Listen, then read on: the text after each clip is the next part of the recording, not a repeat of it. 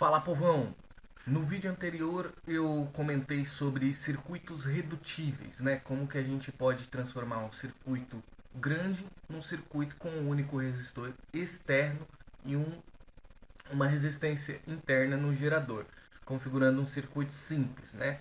Antes do vídeo anterior eu expliquei o que seria a lei de Poulier e agora eu vou fechar aqui a sequência dessa aula comentando sobre circuito irredutível e aplicando as leis de Kirchhoff no exemplo, beleza?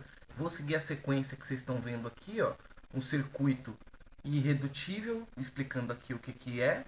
Na sequência eu explico a lei dos nós e depois eu explico a lei das malhas, tá? E por fim eu faço um exercício, ó, belezinha para você entender como funciona as leis de Kirchhoff, tudo bem? Primeiramente, você precisa entender que o circuito irredutível é aquele onde a gente só vai conseguir resolver pelas leis de Kirchhoff. E para você aplicar as leis de Kirchhoff, tem algumas nomenclaturas que você precisa dominar. A primeira delas é malhas, eu já dei um comentário no vídeo anterior, mas eu vou reforçar aqui o que se trata. A malha seria esse circuito fechado que você está vendo aqui, ó. Nessa imagem que vocês estão vendo na tela, eu tenho duas malhas. A malha que se configura nos pontos AB e F. A B e F é uma malha. E a malha 2 seria a malha que começa aqui no ponto B, C, D, E. Então, esses dois quadrantes, cada um deles a gente chama de malha, tá? É importante vocês também saberem o que seria ramos. Ramos seria cada coluna que vocês estão vendo aqui, ó. Eu tenho duas malhas e três ramos. O ramo primeiro, ele é o que está aqui na coluna configurada no ponto AF. O ramo 2 seria a coluna BE e o ramo 3 seria a coluna CD. Tudo bem? Ainda tem uma terceira nomenclatura que é importante você pegar. São os pontos, né? Para aplicar aqui a lei dos nós, você precisa entender o que é cada ponto que você possivelmente vai ter mais de uma corrente. Então, os pontos aqui, eles configuram-se em 6, que são cada letrinha que vocês estão vendo aqui, de A até F, tá bom? Então, nós temos duas malhas com 3 ramos e 6 nós aqui, tá bom? Era isso que tinha para falar. Começando aqui com a primeira lei, a lei dos nós, é preciso entender que é nada mais nada menos do que a soma de correntes. Então eu coloquei um exemplo aqui onde a corrente 1 e a corrente 2 está chegando num nó. O que a lei das malhas vai dizer é que a quantidade de correntes que chega num ponto tem que ser exatamente a mesma quantidade de correntes que sai desse ponto. Então eu tenho uma corrente 1 e 2 chegando no nó e tenho a corrente 3 e 4 saindo do mesmo nó. Significa dizer que a quantidade de corrente 1 somada à quantidade de corrente 2 tem que dar o mesmo valor da corrente 3 e 4, beleza? É isso que é as leis dos nós. Isso daqui normalmente vai ser usado para configurar numa equação e a gente vai fazer um sistema, tá? A lei das malhas, o raciocínio é um pouco semelhante, só que aqui a gente vai estar olhando para a tensão elétrica, tá? Coloquei até a imagem aqui de duas pessoas num guarda-chuva. Tem um carinha com guarda-chuva para baixo e aí as gotas caem e ele não consegue aproveitar. O carinha aqui da direita, ele faz exatamente o que a gente configura na lei das malhas, né? As gotas elas caem dentro do guarda-chuva, escorre pelo cano e vai para um balde. Então ele aproveita toda a quantidade de água que entra no guarda-chuva, ele aproveita. É basicamente a mesma coisa.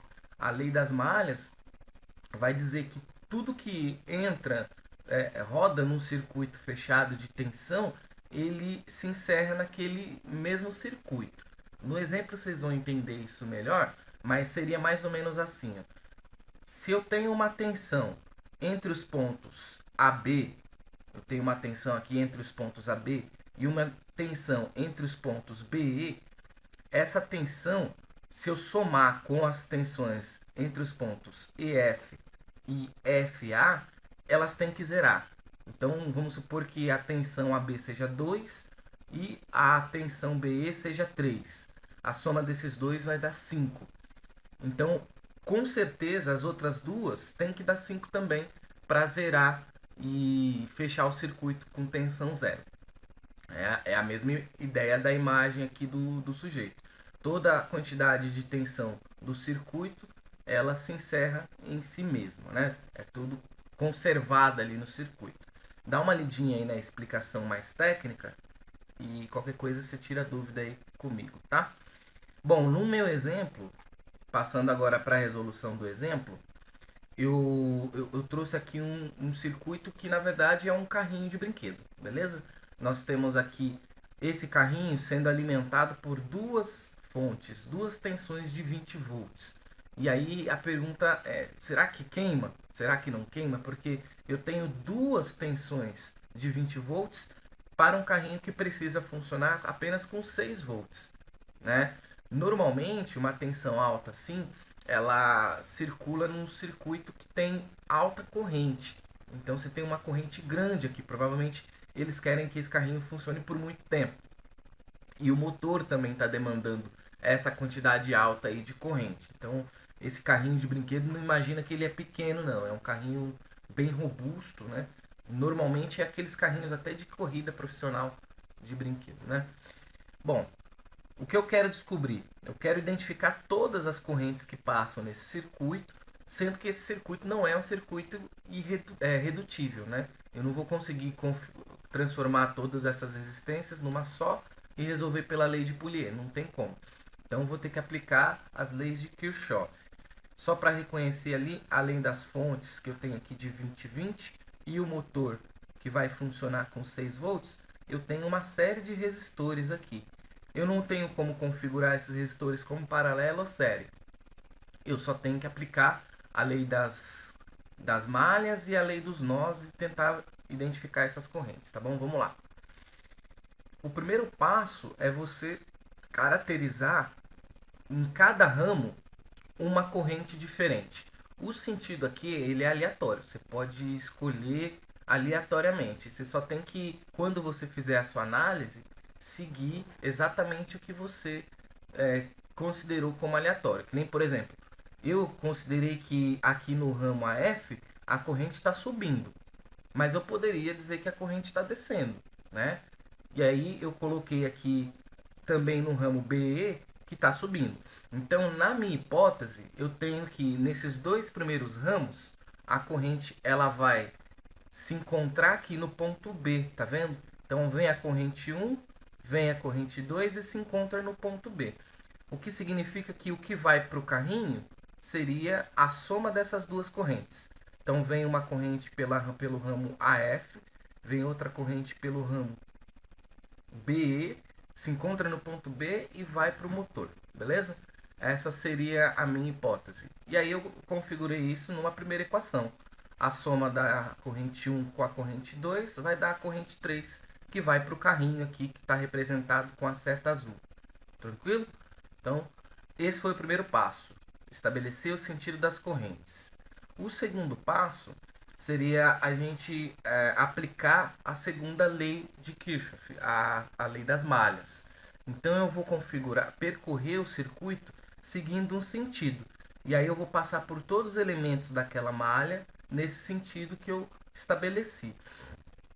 Também aleatoriamente, eu escolhi aqui seguir o sentido horário. Então eu vou tanto na malha 1 quanto na malha 2 seguir o sentido horário, beleza? Então eu vou começar aqui a partir do ponto A. Repara, o primeiro elemento que eu vou passar é esse elemento aqui de meio ohm, né? Que é o resistor. Então quando eu passo aqui por esse resistor, eu configuro uma tensão. A lei das malhas é uma lei que vai somar tensões e elas têm que dar zero. Pela lei de Ohm, você sabe que a tensão ela é igual a resistência vezes a corrente, certo? Então é isso que eu vou usar. Eu vou somar vários RIs, considerando que eu estou fazendo, na verdade, uma soma de tensões elétricas, tá bom? Então, como que seria isso? Partindo aqui do ponto A, eu vou percorrer o primeiro resistor de meio ohm. Então, o meio ohm, ele é o valor da resistência e a corrente que eu estou circulando por ali é a corrente 1, que vem aqui do ramo AF, tá vendo? Chegando aqui no ponto B, eu vou percorrer o segundo resistor, mas aí eu estou no sentido horário, né? Eu estou nesse sentido horário. Então eu vou fazer esse circuito aqui, ó. Eu parti do ponto A, fui para o ponto B, e agora eu vou do ponto B para o ponto E. Então o primeiro elemento que eu encontro é o elemento aqui do outro resistor de meio ohm. Então, como agora a corrente que passa por ali é contrária ao sentido que eu estou seguindo, eu fico com meio ohm negativo vezes a corrente I2 que passa por ali, tá vendo? E aí eu vou seguindo. Como eu encontro aqui a parte maior da fonte de 20 volts, eu considero que ela é positiva e coloco na minha soma. Eu vou sempre passando por ali, somando um RI ou um valor de tensão. E aí na sequência eu vou seguindo aqui, ó. Encontro mais um resistor de meio ohm, passando pela corrente I2, que está no sentido contrário ao que eu estou seguindo, então vai ser negativo. E depois eu pego o resistor de 1 ohm. Esse resistor está sendo percorrido aqui pela corrente de 1. Né? Então ela está no mesmo sentido da corrente, eu considero que ele vai ser positivo. E agora eu entrei aqui, ó, na parte negativa da fonte. Aí eu considero ela como negativa. E aí eu finalizo com o último resistor aqui, fechando a malha de meio ohm no sentido da corrente, sendo positivo. Tudo isso que vocês estão vendo aqui, ó, configura uma equação aplicada pela lei das malhas, tá? Eu estou somando tensões e eu quero ter o resultado zero. Fazendo as continhas, eu chego à minha segunda equação. A primeira equação era da lei dos nós, a segunda equação é da lei das malhas. Só que eu fiz isso só para a malha da esquerda. Eu preciso fazer a lei das malhas para a malha da direita também, beleza? Então vamos para o outro passo. Deixa eu coloquei errado aqui. Esse aqui é o quarto passo. O quarto passo é continuar com a lei das malhas na malha da direita ali, né? Bom, eu vou fazer o mesmo processo, ó, só que eu estou partindo aqui do ponto C agora. O primeiro resistor que eu vejo é o de 3 volts, depois vem a fonte, depois vem o resistor de 1, o resistor de meio, outra fonte, agora negativa, e depois o resistor de meio.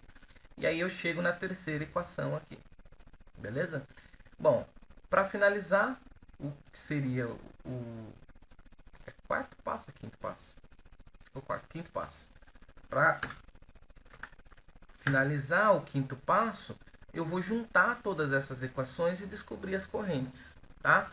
Eu tenho a equação 1, que é essa daqui, a equação 2, que é essa, e a equação 3, que é essa, certo? Agora eu vou pegar e juntar essas equações e fazer a álgebra aí para identificar cada corrente por substituição ou soma de equações, né? E aí eu chego à conclusão que a corrente máxima que eu queria descobrir, ela chega a ser de 3 amperes, né? Como no exercício estava dizendo que essa seria a corrente máxima, o motor do carrinho não queima e funciona no seu limite ali, né? Bom, é isso. Dá uma pausa aí, verifica a álgebra em cada passo. Esses slides eles estão disponíveis no Moodle. Tenta verificar se você entende, porque tem 2 exercícios que vocês vão precisar aplicar as leis de Kirchhoff, né? Mas basicamente é só seguir esse caminho que não tem erro, né? Primeiramente você vai reconhecer o que são as malhas, os ramos e os nós. Depois você pega e configura uma primeira equação a partir da lei dos nós, uma segunda equação para uma malha, uma terceira equação para uma outra malha. E aí você faz os sistemas para conseguir configurar a soma a resposta das correntes, que é o que o exercício pedia, beleza? Espero que tenha ficado tudo claro e qualquer coisa vocês me gritem aí se tiver alguma dúvida, beleza? Falou!